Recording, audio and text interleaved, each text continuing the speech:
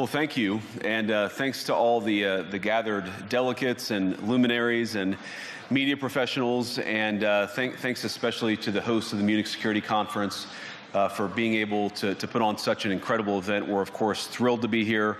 We're happy to be here. And, you know, one of the things that I wanted to talk about today is, of course, our shared values. And, you know, it's great to be back in Germany. As you heard earlier, I was here last year as United States Senator. I saw Foreign Secretary David Lammy and joked that both of us last year had different jobs than we have now. But now it's time for all of our countries, for all of us who have been fortunate enough to be given political power by our respective peoples, to use it wisely to improve their lives. And I want to say that, you know, I was fortunate in my time here to spend some time outside the walls of this conference over the last 24 hours, and I've been so impressed by the hospitality of the people, even as, of course, as they're reeling from yesterday's horrendous attack. And the first time I was ever in Munich was with my wife, actually, who's here with me today, on a personal trip. And I've always loved the city of Munich, and I've always loved its people.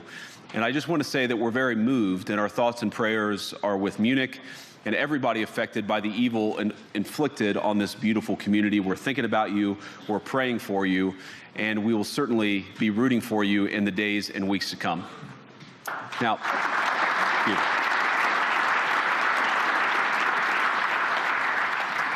I hope that's not the last bit of applause that I get, but we gather at this conference, of course, to discuss security, and normally we mean threats to our external security. I see many great military leaders gathered here today.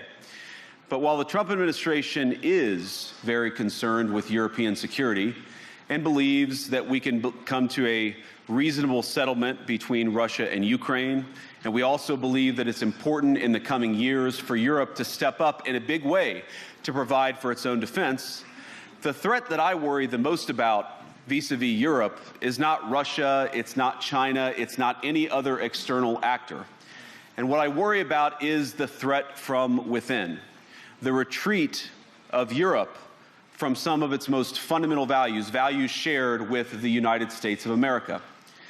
Now, I was struck that a former European commissioner went on television recently and sounded delighted that the Romanian government had just annulled an entire election. He warned that if things don't go to plan, the very same thing could happen in Germany, too.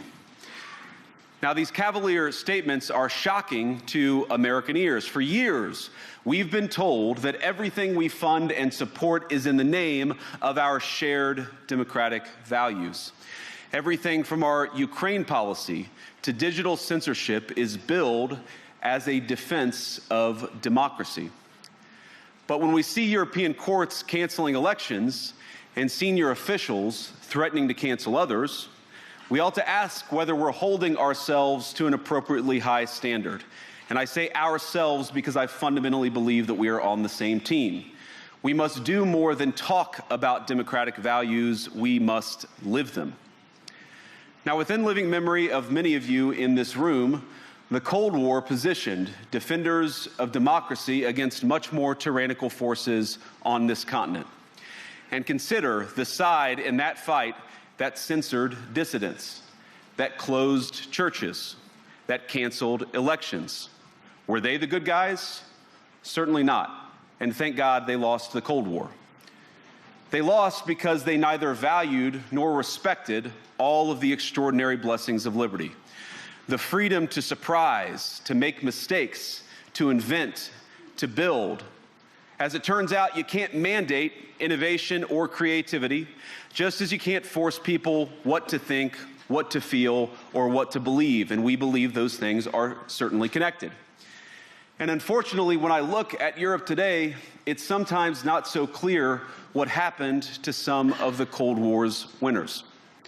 I look to Brussels, where EU commissars warn citizens that they intend to shut down social media during times of civil unrest the moment they spot what they've judged to be, quote, hateful content.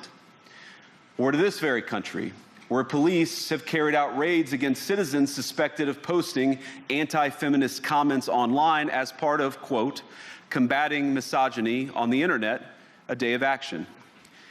I look to Sweden, where 2 weeks ago the government convicted a Christian activist for participating in Koran burnings that resulted in his friend's murder. And as the judge in his case chillingly noted, Sweden's laws to supposedly protect free expression do not, in fact, grant, and I'm quoting, a free pass to do or say anything without risking offending the group that holds that belief. And perhaps most concerningly, I look to our very dear friends, the United Kingdom, where the backslide away from conscience rights has placed the basic liberties of religious Britons in particular in the crosshairs. A little over 2 years ago, the British government charged Adam Smith Connor, a 51-year-old physiotherapist and an Army veteran, with the heinous crime of standing 50 meters from an abortion clinic and silently praying for 3 minutes. Not obstructing anyone, not interacting with anyone, just silently praying on his own. And after British law enforcement spotted him and demanded to know what he was praying for, Adam replied simply, it was on behalf of the unborn son he and his former girlfriend had aborted years before. Now, the officers were not moved. Adam was found guilty of breaking the government's new buffer zones law, which criminalizes silent prayer and other actions that could influence a person's decision within 200 meters of an abortion facility. He was sentenced to pay thousands of pounds in legal costs to the prosecution. Now, I wish I could say that this was a fluke, a one-off crazy example of a badly written law being enacted against a single person. But no, this last October, just a few months ago, the Scottish government began distributing letters to citizens whose houses lay within so-called safe access zones, warning them that even private prayer within their own homes may amount to breaking the law. Naturally, the government urged readers to report any fellow citizens suspected guilty of thought crime. In Britain and across Europe, free speech, I fear, is in retreat. And in the interest of comedy, my friends, but also in the interest of truth, I will admit that sometimes the loudest voices for censorship have come not from within Europe, but from within my own country, where the prior administration threatened and bullied social media companies to censor so-called misinformation. Misinformation like, for example, the idea that coronavirus had likely leaked from a laboratory in China.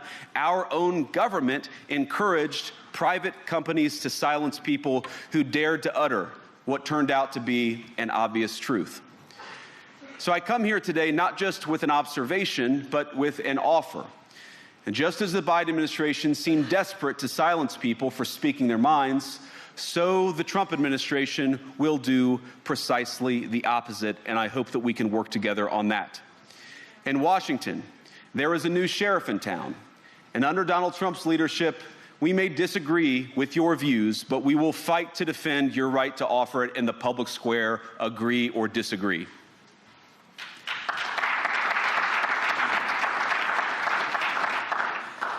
Now, we're at the point, of course, that the situation has gotten so bad that this December, Romania straight up canceled the results of a presidential election based on the flimsy suspicions of an intelligence agency and enormous pressure from its continental neighbors. Now, as I understand it, the argument was that Russian disinformation had infected the Romanian elections. But I'd ask my European friends to have some perspective. You can believe it's wrong for Russia to buy social media advertisements to influence your elections. We certainly do. You can condemn it on the world stage even. But if your democracy can be destroyed with a few $100,000 of digital advertising from a foreign country, then it wasn't very strong to begin with. Now, the good news is that I happen to think your democracies are substantially less brittle than many people apparently fear. And I really do believe that allowing our citizens to speak their mind will make them stronger still. Which, of course, brings us back to Munich, where the organizers of this very conference have banned lawmakers representing populist parties on both the left and the right from participating in these conversations. Now again, we don't have to agree with everything or anything that people say. But when when political leaders represent an important constituency, it is incumbent upon us to at least participate in dialogue with them. Now, to many of us on the other side of the Atlantic, it looks more and more like old entrenched interests hiding behind ugly Soviet-era words like misinformation and disinformation, who simply don't like the idea that somebody with an alternative viewpoint might express a different opinion or, God forbid, vote a different way or, even worse, win an election. Now, this is a security conference, and I'm sure you all came here prepared to talk about how exactly you intend to increase defense spending over the next few years in line with some new target. And that's great, because as President Trump has made abundantly clear, he believes that our European friends must play a bigger role in the future of this continent. We don't think, you hear this term, burden sharing, but we think it's an important part of being in a shared alliance together that the Europeans step up while America focuses on areas of the world that are in great danger. But let me also ask you, how will you even begin to think through the kinds of budgeting questions if we don't know what it is that we're defending in the first place? I've heard a lot already in my conversations, and I've had many, many great conversations with many people gathered here in this room. I've heard a lot about what you need to defend yourselves from, and of course that's important. But what has seemed a little bit less clear to me, and certainly I think to many of the citizens of Europe, is what exactly it is that you're defending yourselves for. What is the positive vision that animates this shared security compact that we all believe is so important? And I believe deeply that there is no security if you are afraid of the voices, the opinions, and the conscience that guide your very own people.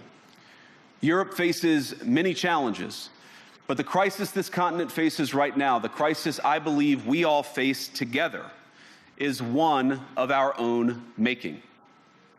If you're running in fear of your own voters, there is nothing America can do for you. Nor, for that matter, is there anything that you can do for the American people who elected me and elected President Trump.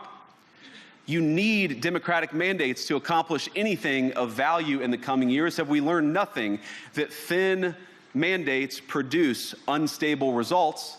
But there is so much of value that can be accomplished with the kind of democratic mandate that I think will come from being more responsive to the voices of your citizens.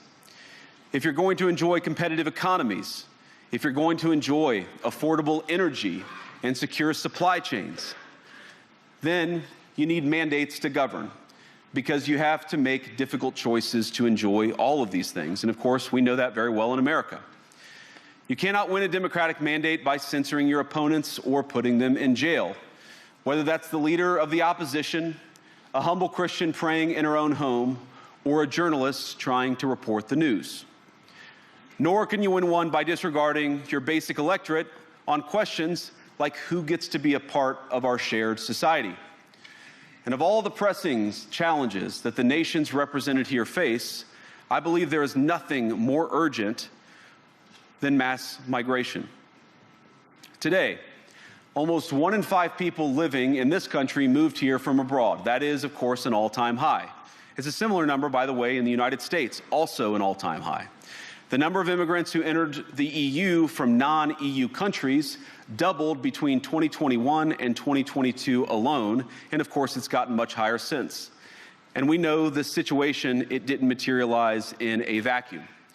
It's the result of a series of conscious decisions made by politicians all over the continent and others across the world over the span of a decade. We saw the horrors wrought by these decisions yesterday in this very city. And of course, I can't bring it up again without thinking about the terrible victims who had a beautiful winter day in Munich ruined. Our thoughts and prayers are with them and will remain with them. But why did this happen in the first place? It's a terrible story, but it's one we've heard way too many times in Europe and unfortunately too many times in the United States as well. An asylum seeker, often a young man in his mid-20s, already known to police, rams a car into a crowd and shatters a community. How many times must we suffer these appalling setbacks before we change course and take our shared civilization in a new direction? No voter on this continent went to the ballot box to open the floodgates to millions of unvetted immigrants. But you know what they did vote for? In England, they voted for Brexit, and agree or disagree, they voted for it. And more all over Europe, they're voting for political leaders who promise to put an end to out-of-control migration. Now, I happen to agree with a lot of these concerns, but you don't have to agree with me. I just think that people care about their homes, they care about their dreams, they care about their safety and their capacity to provide for themselves and their children. And they're smart. I think this is one of the most important things I've learned in my brief time in politics. Contrary to what you might hear a couple mountains over in Davos, the citizens of all of our nations don't generally think of themselves as educated animals or as interchangeable cogs of a global economy. And it's hardly surprising that they don't want to be shuffled about or relentlessly ignored by their leaders. And it is the business of democracy to adjudicate these big questions at the ballot box. I believe that dismissing people, dismissing their concerns, or worse yet, shutting down media, shutting down elections, or shutting people out of the political process protects nothing. In fact, it is the most surefire way to destroy democracy. And speaking up and expressing opinions isn't election interference. Even when people express views outside your own country, and even when those people are very influential.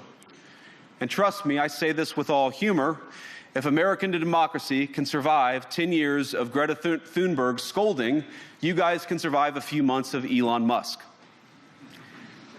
But what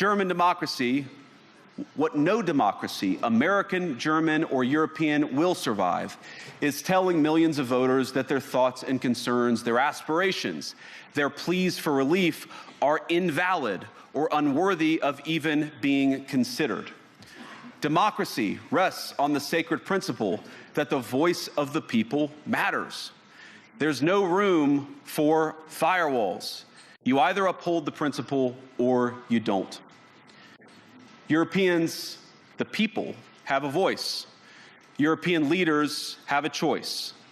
And my strong belief is that we do not need to be afraid of the future.